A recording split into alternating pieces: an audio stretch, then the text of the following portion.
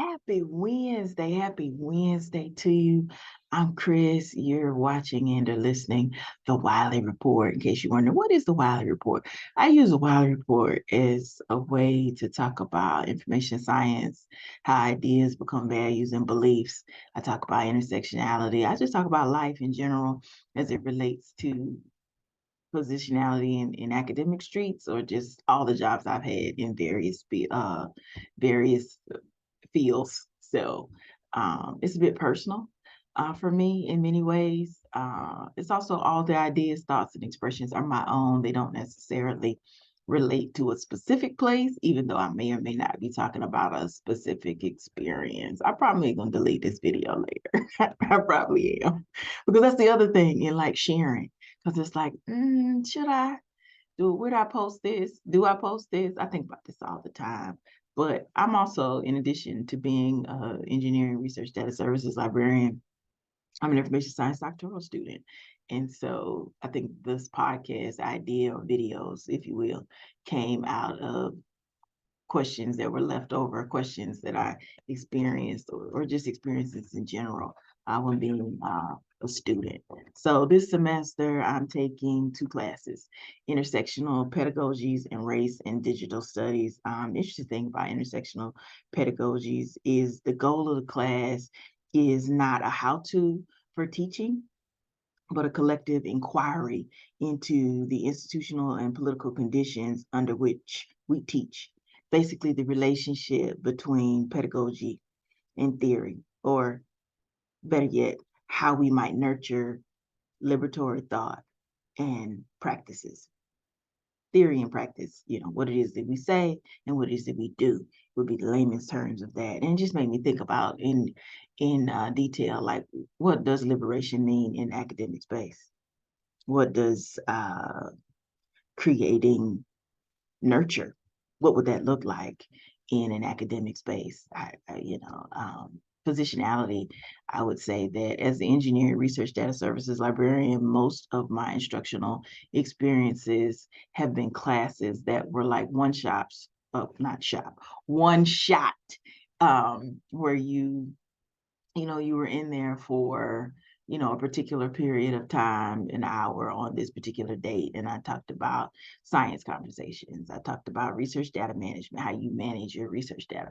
But prior to the 9.5 years of experience that I've done that, there's also 5 years of experience where I did teaching on instructional services that related to what the library had access to, web resources, the collection, citation management, and things like that. But even before that, if we don't include the library experience, I'd have to add the 6 to 8 years of experiences teaching adult education, basically helping students that were either interested in obtaining their GED or their high school equivalency diploma, or those that were interested in enhancing, increasing, improving their reading, writing, arithmetic skills for the ability to obtain the opportunity to be in a vocational class. So I've taught adult education for school boards, for technical and community colleges. I've also taught it for Department of Corrections in Leon County Jail. So when I say teaching, I'm not just talking about teaching in the context of what I've done in the library, but prior to that. But I bring that up not to be arrogant or not to share all my experiences.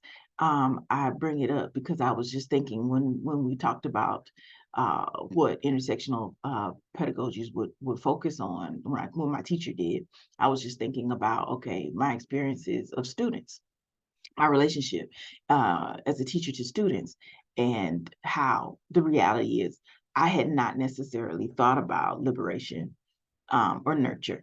I just thought about content and making sure that you adhered, or that I was adhering to the goals of what were needed for that class, be it the goals that I had as a teacher, the goals I had as the teacher that was working for an assistant or principal, or the Department of Correction with the warden necessarily was seeking, or what the goal was for teaching as it relates to what are the outcomes that we would like when you're talking about a program that's offered in library services. So I'm really interested in excited about thinking about nurture and liberation. Probably also I'm interested in liberation because last semester I took a great class, not summer, but spring of 2022, shall I say. I took race and cultural critique, and that class was fascinating. So many things to discuss that I really found my own voice, my own wheelhouse of interest. So it's a pleasure and a great opportunity, I feel, to take race and digital studies this semester, because I'm focusing on the construction concepts of race and gender as it relates to digital world, digital environments. I also have found found a love for or an enjoyment for communication theories, because communication theories, they provide the opportunity to discuss organizations, institutions. And that's interesting to me because those are relational spaces and places, how you can really explore the theory to practice. Like, what is it that we say? What is it that we do? You can look at policies, and in greater context, policies are all about people, not just human behavior, but patterns in terms of policy. You can look at language. What is it that we mean when we say specific things? And just ultimately thinking about, what does that mean? Not just in the context of where you work, but what does it mean for your everyday life? Um, it's too early yet to give reflections on my classes because I'm just in week 2, but I am excited about it. I think the 2 things that stand out most was, one, I think it was last week in race and digital studies, at the end of the class, a classmate remarked that inclusion is a trendy word. She said it was trendy to her, and what she meant is that everyone wants it and everyone says it. I remarked that the challenge is, what does it mean when you say inclusion? My concern often when we talk about inclusion is making sure we're on the same page. Like, when you say inclusion, what does it look like? What does it mean for you when you say that? And I think oftentimes when it comes to inclusion, when it comes to diversity and many other words, we're having a conversation about it, or at least we're saying the word out loud, but we don't necessarily have the same meaning and interpretation and application and understanding of said meaning. And that's all before we even get to practicing it in whatever the environment is. That's just my thoughts. I could be wrong. Also, I think about most recently in intersectional pedagogies, we were talking about critique. Critique means to evaluate something critically. Critically is interesting when you look at critically. The definition of critically, if you will, is about how you're expressing your thoughts on your perception of an idea or perception of something in a way that expresses disapproval, in a way that also expresses or involves analysis of that thing in merit and in fault. So maybe it's not necessarily negative. It could be that you're just giving an analysis that include the challenges, because some people don't like the word negativity.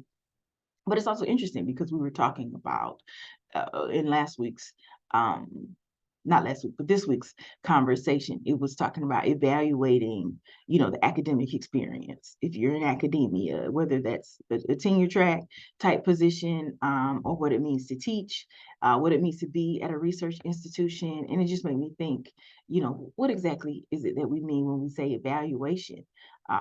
How do you evaluate that? And how do you do that in a way that's fair, in a way that's equitable, in a way that is helpful? And I think oftentimes that's the deeper question. I know that depending upon the institution or organization that one is at, there are different ways that people evaluate job performance, evaluate what it is that you, me, us, do every day. And I think there are a lot of thoughts and there are a lot of conversations on those. Ultimately, I think the point should be or is, how do you do that in a way that is fair, in a way that's helpful? And sometimes I think we, me, you, us, when we're thinking about evaluation, especially at a research institution, how do you do that? Because you're not necessarily evaluating apples to apples, the same thing. Me and you could have the same position in two different departments, but we still don't necessarily do the same thing. Our drive, our ethic, our path could be completely different. But it doesn't mean because you do more of something than I do means that it's lesser. So that in itself, to me, I think, just my thoughts, creates a challenge because I could produce all of these things, and your production, if we count it, could be smaller. But that's the number in itself doesn't mean that value is lesser. But that's often, it seems like, what happens when especially when people are talking about evaluation in research institutions. It's like, okay, it becomes a counting experience, or at least some people's conversation make it counting, because it's like, oh, okay, well, how many publications does somebody have? How many grants does someone have? And even though that's great, that doesn't necessarily talk about the character of the person. That doesn't talk about people's interpersonal skills and ability to get along with other people, because you can have people in any field that are stellar, that have horrible communication and interpersonal skills, but they're excellent in their performance of what it is that they do. And there's zero conversations about that, because there's this assumption, I think, that excellent interpersonal skills, excellent ability to, not excellent interpersonal skills, excellent performance skills means excellent in other areas. And sometimes it does, and sometimes it does not. And all of those, I think, relate to the conversation of what does it mean when we're talking about liberation and nurture, whether we're trying to create that for the students that we teach or will teach, or whether we're trying to create that for the individuals that we work around, the unit that we work in, or for our own personal goals. And I don't have an answer for what that is or what that means, but I'm thinking about it all the time. Like what does that mean? Because you can be in conversation with people on so many things, and it just often occurs to me that when we're talking about inclusion, when we're talking about governance, when we're talking about diversity, when we're talking about evaluation, when we're talking about research institutions, whether you're a research one institution, when we're talking about teaching, when we're talking about how you teach, and so many others, I think it would be encouraging and empowering if we made sure that the definitions that we attributed to those things were the same.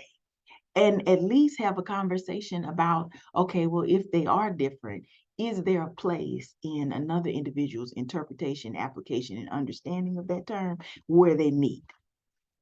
I don't know if there's space or conversation to have about that, but I think it would be helpful. That's all I got. I just had these lunchtime thoughts today. So I figured that as I was sitting here reflecting on my class experiences and just the experiences I've had in working various roles in and outside of academia, that I would bring that up. Because I don't think we talk enough about that as far as like in workspaces. I know in academia, they don't talk about navigating space, no matter how you identify as a person or in your identity period. We don't talk about what that means, what that looks like, how that relates to your workplace, how that relates to your work performance. Does it relate to your work performance? And how you evaluate it about your work performance, and how there are different factors that relate to that. Yet, I'm back to my main point. Do we do that level of evaluation in a way that is inclusive, in a way that is fair, in a way that is equitable, in a way that people understand what it is that you're actually evaluating? What does it mean to be at a research institution? How do we define that? And are all those factors in which we define that, should they be the same for every person? even if you're not in the same group, but you're still at a research institution. Those are things I think about. Hope y'all have a great day. Peace. Thanks for listening.